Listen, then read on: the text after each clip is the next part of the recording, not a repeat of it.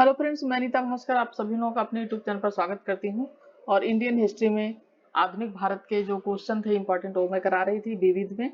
और इसमें मैंने एक पार्ट डाल दिया था और ये दूसरा पार्ट है और बहुत इंपॉर्टेंट क्वेश्चन है। पीसीएस में भी इस तरीके के क्वेश्चन आपको देखने को मिलेंगे और आपका जीआईसी का एग्जाम है और भी एग्जाम आपके हैं, सबके लिए वेरी इंपॉर्टेंट है। और वीडियो पसंद आए तो लाइक शेयर कमेंट अवश्य करिएगा।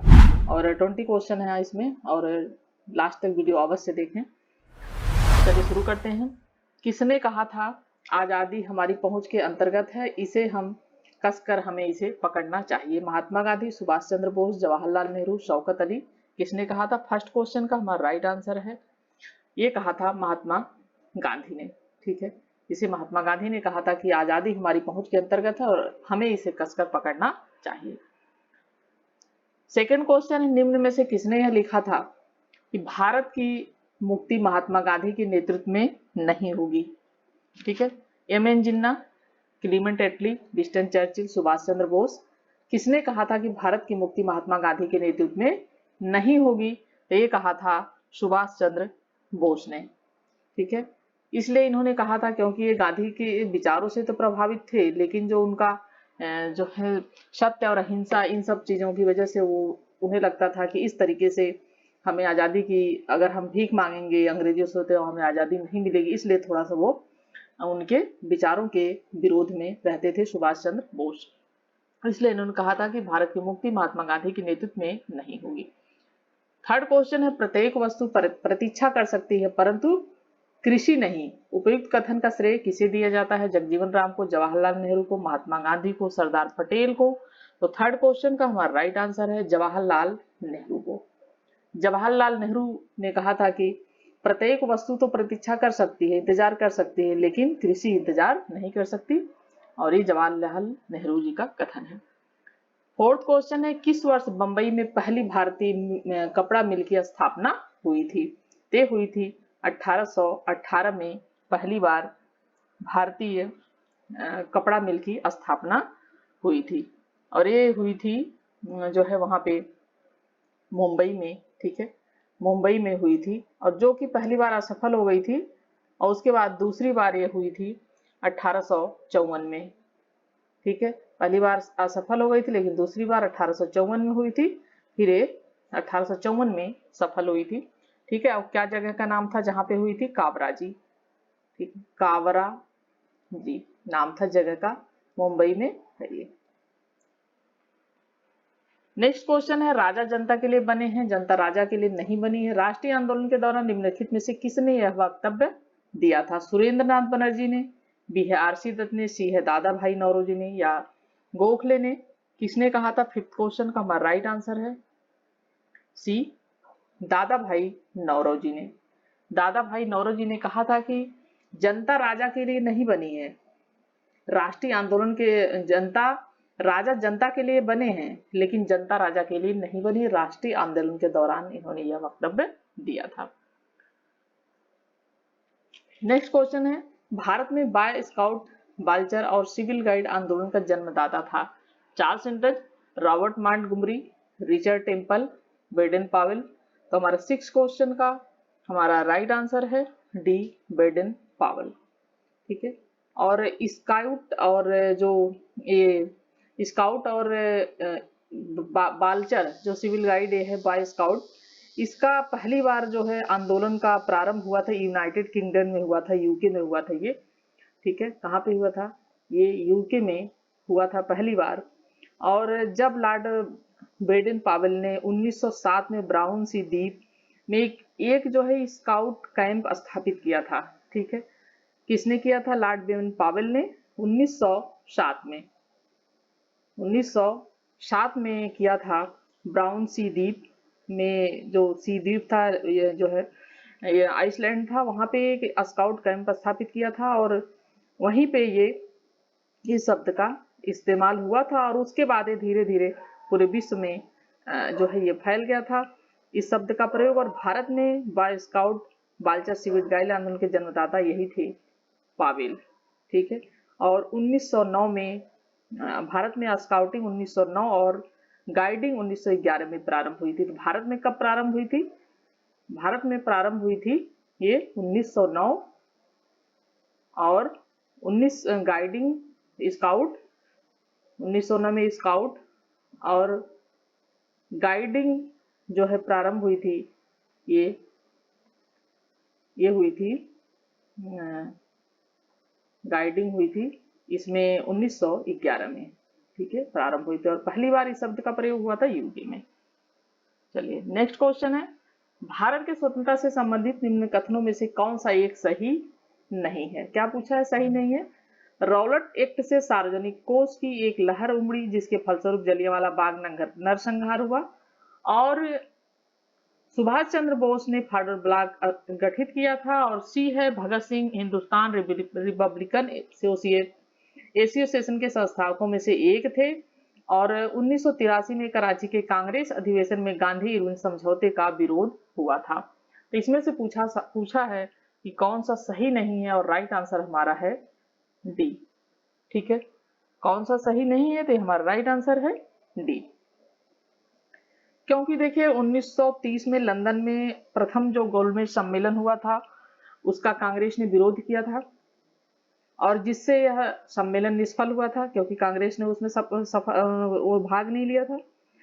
और उसके बाद उदारवादी नेताओं के प्रयास से फिर गांधी इरविन समझौता हुआ और 1931 के कांग्रेस के कराची अधिवेशन में गांधी इरविन जो समझौता हुआ था उसको स्वीकृति प्रदान की गई थी और पंडित जवाहरलाल नेहरू से यह प्रस्ताव प्रस्तुत कराया गया था और उसके बाद यह प्रस्ताव निर्विरोध पारित हो गया था।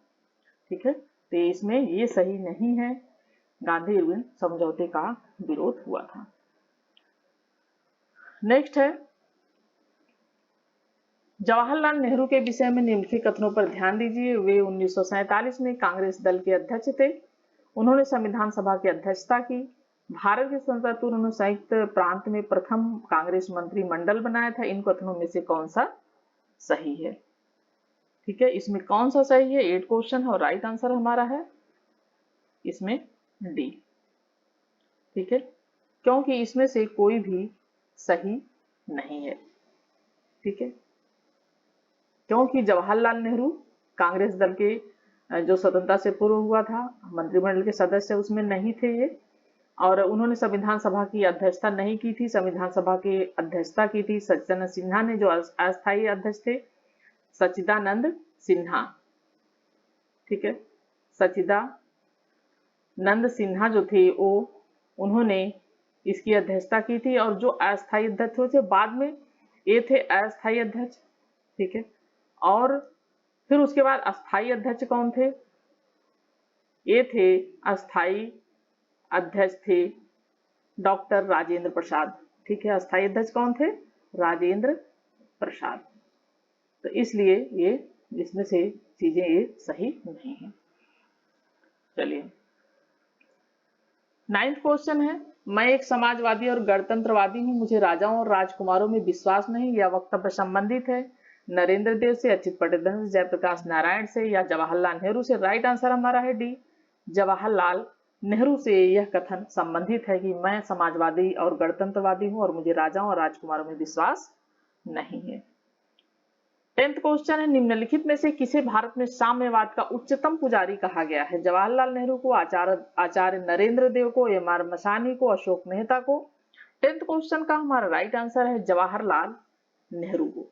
जवाहरलाल नेहरू को साम्यवाद का उच्चतम पुजारी कहा गया है। ठीक है, इनको उच्चतम पुजारी कहा गया है साम्यवाद का, क्योंकि इनके जो जवाहरलाल नेहरू थे इनके विचारों में मार्क्सवाद सही समाजवाद का विश्लेषण और इनकी व्याख्या मिलती है और नेहरू के समाजवादी रुझान के विषय में जनता को दिग्भ्रमित करने के लिए तत्कालीन यूनाइटेड जो वर्तमान उत्तर प्रदेश के प्रचार विभाग द्वारा एक कम्युनिस्ट लाइक्स और डिसलाइक, ठीक है, नाम से एक पर्चा छपवाया गया था जिसमें नेहरू को साम्यवाद का उच्चतम पुजारी इनको कहा गया था। ठीक है, उस पर्चे में क्या कहा गया था? साम्यवाद का उच्चतम पुजारी कहा गया था। ठीक है, उच्चतम पुजारी कहा गया था। नेक्स्ट क्वेश्चन है, निम्नलिखित में से कौन एक जवाहरलाल नेहरू का जीवनीकार है? Frank Moraes, Dom Moraes, Louis Fischer, Webb Miller? तो हमारा 11th क्वेश्चन का हमारा राइट आंसर है ए, फ्रैंक मोरिस। और लुई फिशर जो हैं, लुई फिशर उनके महात्मा गांधी के जीवनीकार हैं। ठीक है, महात्मा गांधी के ये जीवनीकार हैं लुई फिशर। ठीक है, और बेब मिलर पत्रकार थे एक। चलिए 12th क्वेश्चन हमारा है, राजनीतिक विरोध प्रदर्शन के निम्नलिखित 4 रूपों में से कौन सा उस व्यक्ति के नाम पर आधारित है जिसने सर्वप्रथम इसका उपयोग राजनीतिक हथियार के रूप में किया? बायकाट, घेराव, बंद, हड़ताल। तो राइट आंसर हमारा है इसका ये बायकाट। ठीक है, ये है ऑप्शन ए बायकाट।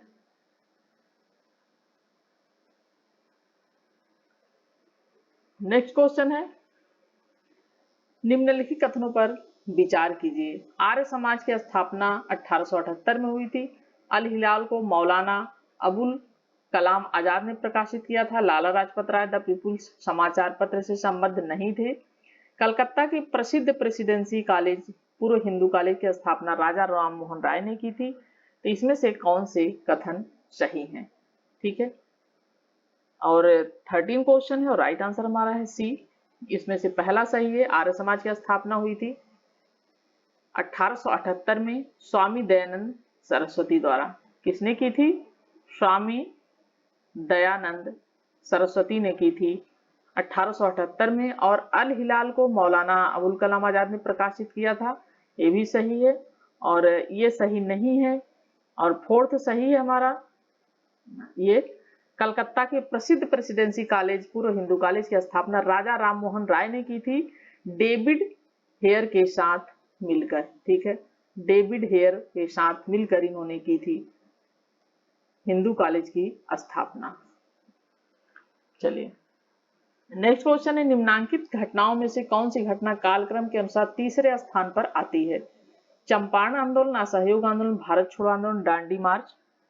तो तीसरे स्थान पर कौन सी घटना आती है? 14 क्वेश्चन है, राइट आंसर हमारा डी, क्योंकि चंपारण आंदोलन 1917।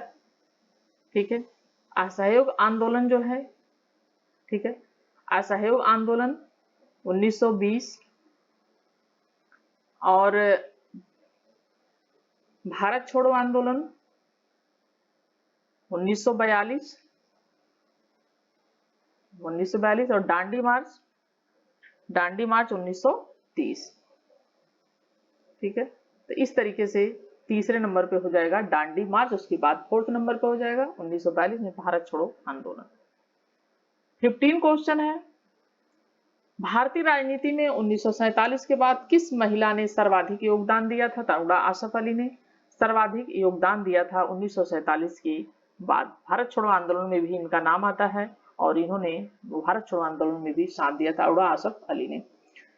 नेक्स्ट क्वेश्चन है, हम बहुत बड़ी भूल करेंगे यदि हम बिहार की जनता और उसके मंत्रिमंडल को लीग के नेताओं के हिंसक व असभ्य आक्रमणों के आगे आरक्षित छोड़ देंगे।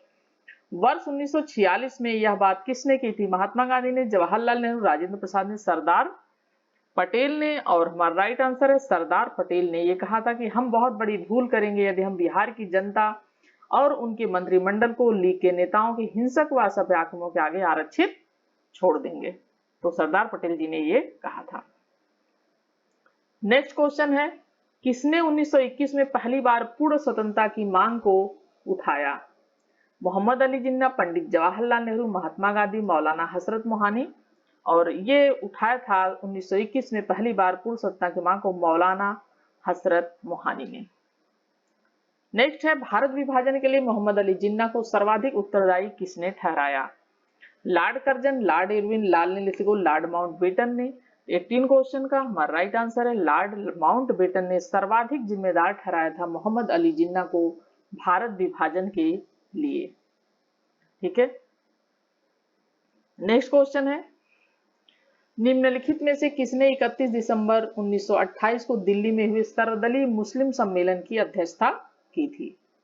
तो ये की थी आगा खान ने। राइट आंसर हमारा ये आगा खान ने मुस्लिम दिल्ली में सर्वदलीय मुस्लिम सम्मेलन की अध्यक्षता आगा खान ने की थी। 20 क्वेश्चन एंड लास्ट क्वेश्चन हमारा है, अगस्त 1923 के बनारस हिंदू महासभा के अधिवेशन की अध्यक्षता की थी स्वामी श्रद्धानंद ने, डॉक्टर राजेंद्र प्रसाद ने, लाला लाजपत राय ने, पंडित मदन मोहन मालवीय ने। तो 1923 में बनारस हिंदू महासभा के अधिवेशन की अध्यक्षता की थी, ये की थी पंडित मदन मोहन मालवीय ने। ठीक है, और इस तरीके से हमारे 20 क्वेश्चन कंप्लीट हो गए। आशा करती हूँ वीडियो पसंद आई होगी और आपके लिए हेल्पफुल होगी। वीडियो पसंद आए तो लाइक शेयर कमेंट अवश्य करिएगा, और जो लोग नए हैं चैनल को सब्सक्राइब अवश्य कर लें। Thank you for watching video.